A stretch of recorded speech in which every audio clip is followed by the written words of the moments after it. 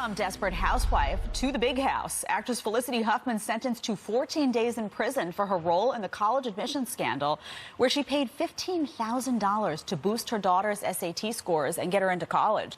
Now all eyes are on Full House star Lori Loughlin, who went a different route and pleaded not guilty for her role in the cheating scandal. So what could Huffman's sentence mean for Loughlin? Here with insight, former head New Jersey County prosecutor and criminal defense attorney Bob Bianchi. Bob, welcome to the show. I'm so ecstatic to have you here. This is a fascinating case, the way it's unfolding.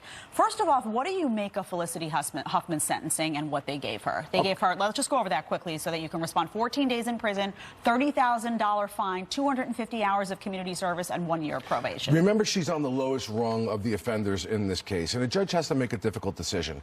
We have to have deterrence, we have to have punishment, but by the same token, you have to go to each individual defendant. She's led otherwise a lawful life. She was very remorseful and fell on her sword right from the beginning of this. And acceptance of responsibility is a huge factor for judges. So I think the judge decided to give a little jail time to send a message that this is going to be taken seriously, but by the same token, like I always used to say as a prosecutor, didn't want to hit a fly with a sledgehammer. So I think the sentence was appropriate. Now, Lori Loughlin's case is very different in terms of the plea and also the fact that she spent $500,000, which is quite a bit more money. So what do you think is going to happen for her based on what we saw with the Huffman sentence? Okay, it's going to send a shockwave to her. She's definitely going to be freaking out because if Felicity went into jail with everything that she did, you got to look at her case completely different. Factually, it's $500,000, which is a lot more money, which sends the sentencing guidelines in the federal system higher. It's two daughters that she did it with, and she's handled this inappropriately in my mind. She's gone out and signing autographs, hasn't taken it seriously, hasn't taken the plea, and then the prosecutors went to the grand jury. And there is a thing in the federal system called